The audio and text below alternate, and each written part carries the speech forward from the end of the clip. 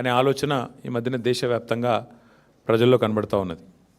కానీ దానికి భిన్నంగా తెలంగాణలో మీరు చూసినట్టయితే మొన్న పంచాయతీ ఎన్నికల్లో 2 ఏళ్ళు తిరగకముందే కాంగ్రెస్ పార్టీకి ప్రజలు బుద్ధి చెప్తూ దాదాపు 40% గ్రామ పంచాయతీలు బీఆర్ఎస్ పార్టీకి కట్టబెట్టారు.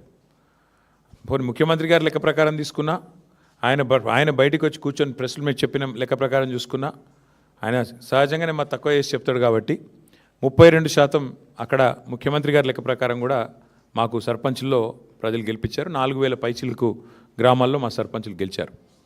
అట్లాగే ఈరోజు మున్సిపల్ ఫలితాలు చూస్తే కూడా డెఫినెట్గా గతంలో ఎవరెవరైతే ఏదేదో మాట్లాడినారో వారందరూ నోర్లు మూతలు పడే విధంగా ఇవాళ మరి మెరుగైన ఫలితాలే సాధించాము. ఓవరాల్గా చూసుకున్నట్టయితే నాకున్న ఇన్ఫర్మేషన్ మేరకు 2580 చిల్లర వార్డులలో పోటీ అయింది. మొత్తం 117 మున్సిపాలిటీలు కార్పొరేషన్ కలిపి 2580+ వార్డ్స్లో మరి ఎన్నిక జరిగితే బీఆర్ఎస్ నాకున్న ఈ నిమిషానికి ఉన్న రిపోర్ట్ ప్రకారం దాదాపు 730 దాకా మాకు ఇప్పటికే ఫలితాలు వచ్చినాయి. ఇంకొక 10-15 పెరిగితే పెరగవచ్చు. ఓవరాల్గా 740-750 దాకా వస్తాయి వార్డులు అనేది మా అంచనా. అంటే దాదాపుగా మీరు చూసుకున్నట్టయితే ఒక 30% పైగానే ఇక్కడ కూడా ఫలితాలు వచ్చినాయి. దానికంటే కూడా ముఖ్యంగా చాలా వీరోచితమైన పోరాటం. నిజంగా చెప్పాలంటే కొన్ని చోట్ల ఇవాళ అధికార పార్టీ తట్టుకోలేక ఇవాళ గద్వాలలో ఒక వార్డులో 4 సార్లు రీకౌంటింగ్ చేయించారు. అంటే కాంగ్రెస్ గెలిచేదాకా రీకౌంటింగ్ చేసి ఆఖరికి ఒక ఓటుతో గెలిచిందని చెప్పి అధికారులను అడ్డం పెట్టుకొని గద్వాలలో ఒక వార్డు నెగ్గే ప్రయత్నం చేసినారు. వర్ధనపేటలో ఈ నిమిషానికి మనం ఇక్కడ మాట్లాడుతున్నాం, అక్కడ ధర్నా నడుస్తుంది. మా కౌన్సిలర్లను ఎత్తుకొని పోయి గెలిచిన కాడ రీకౌంటింగ్ 4 సార్లు చేసి అక్కడ కూడా ఇదే ప్రయత్నం.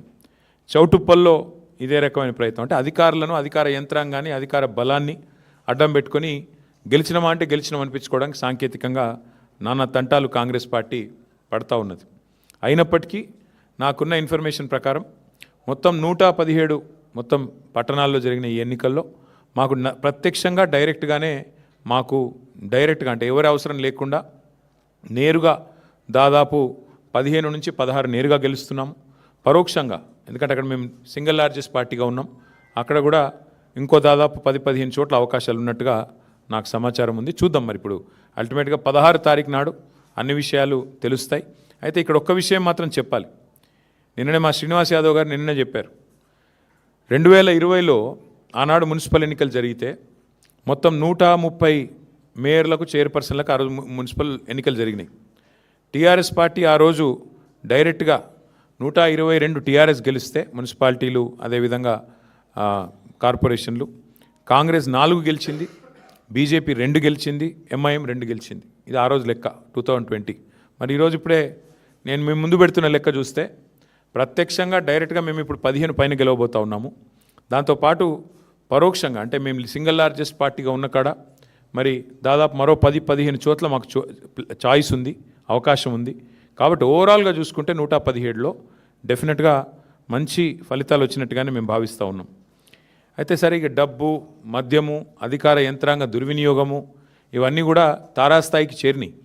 చూస్తూ ఉన్నారు, మీరు కూడా చూస్తున్నారు. ఇప్పుడు మీరు కూడా టీవీలలో మీరు కూడా స్క్రోలింగ్లు ఇచ్చారు, మీరు కూడా వీడియోలు ఇచ్చారు. చాలా చోట్ల మరి పెద్ద ఎత్తున విస్తృతంగా అధికార దుర్వినియోగం కూడా జరిగింది. అయినప్పటికీ ఓటర్లు మాత్రం భయపడకుండా బయటకు వచ్చి ఓటేసినందుకు వారికి కూడా మేము ధన్యవాదాలు చెప్తా ఉన్నాం.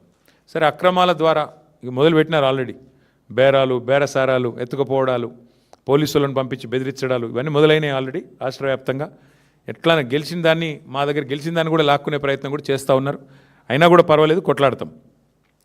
అయితే మాకు సంతోషకరమైన విషయం ఏమంటే సింగరేణిలో జరుగుతున్న బొగ్గు కుంభకోణం ఏదైతే ముఖ్యమంత్రి గారి బావమరిది కీలక పాత్రధారిగా, ముఖ్యమంత్రి బావమరిదే కింగ్ పిన్గా సింగరేణిలో ఏదైతే 6,000 కోట్ల కుంభకోణాలు చేసినారని మేము బయట పెట్టినామో, దాని తర్వాత మాతో పాటు CPI, communist party of India కలిసి వచ్చి మాకు చెన్నూరు నియోజకవర్గంలో క్యాతన్పల్లి మున్సిపాలిటీలో మాతో పాటు కలిసి ప్రచారంలో పాల్గొనడమే కాకుండా సీతారాములు గారు ఈరోజు ఆ మున్సిపాలిటీ కూడా మేము గెలుచుకున్నాం. అంటే సింగరేణి ప్రాంతంలో, సింగరేణిలో జరుగుతున్న దోపిడీ ఏదైతే ఉన్నదో, ఈ దోపిడీలో ముఖ్యంగా కాంగ్రెస్, బీజేపీ కలిసి పనిచేస్తూ ఉన్నాయి. కాబట్టి వారిని నిరోధించడానికి సిపిఐ కలిసి వస్తే వారిని కూడా కలుపుకున్నాం.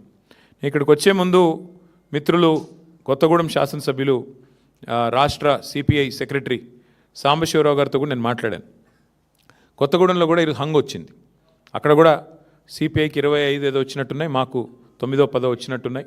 కాబట్టి నేను వారికైతే ఓపెన్ ఆఫర్ ఇచ్చినాను. సింగరేణిలో జరుగుతున్న కుంభకోణాలు, సింగరేణిలో జరుగుతున్న దుర్మార్గాలు, అరాచకాలకు అడ్డుకట్ట వేయాలి అంటే డెఫినెట్గా మేము మీతో కలిసి వస్తాము. కాంగ్రెస్ బీజేపీని అడ్డుకోవాల్సిన అవసరం ఉంది. ఎందుకంటే ఈ రెండు చోట్ల కూడా అక్కడ 51% వాటా సింగరేణిలో రాష్ట్ర ప్రభుత్వానికి ఉంది, కాంగ్రెస్ ప్రభుత్వం ఇక్కడ ఉన్నది. 49% వాటా కేంద్ర ప్రభుత్వానికి ఉంది, బీజేపీకి అందులో భాగస్వామ్యం ఉంది. ఇన్ని అక్రమాలు జరుగుతున్నాయని చెప్పి మేము గొంతెత్తి ధర్నాలు చేసి క్షేత్రంలో ఘోషించి ప్రెస్ మీట్లు పెట్టి గవర్నర్ని కలిసి ఇంత హంగామా చేస్తే మరి ఇంతవరకు అటు కాంగ్రెస్ చప్పుడు చేయదు, ఇటు బీజేపీ చప్పుడు చేయదు. అందుకే మిత్రులు సిపిఐ రాష్ట్ర సెక్రటరీ మరి సాంబశివరావు గారికి నేను ఫోన్ చేసి చెప్పాను, మీరు కనుక తీసుకోవాలనుకుంటే కొత్తగూడెం కార్పొరేషన్ మీరు తీసుకోండి, మేము మద్దతు ఇస్తాం ఓపెన్గా అని చెప్పి కూడా వారికి చెప్పడం జరిగింది. ప్యూర్లీ ఒకటే ఉద్దేశం, సింగరేణిలో జరుగుతున్న దోపిడీని, సింగరేణి కేంద్రంగా ఉన్న కొత్తగూడెంలో తప్పకుండా అక్కడ మరి కాంగ్రెస్ బీజేపీని ఎండగట్టాలన్న ఉద్దేశంతోనే ఈ ఆఫర్ కూడా మేము ఇచ్చాము. అట్లా కలిసి వచ్చే లౌకిక పార్టీలు ఉంటాయి, చాలా రకరకాల కాంబినేషన్స్ ఉంటాయి. ఇవన్నీ కూడా చూసి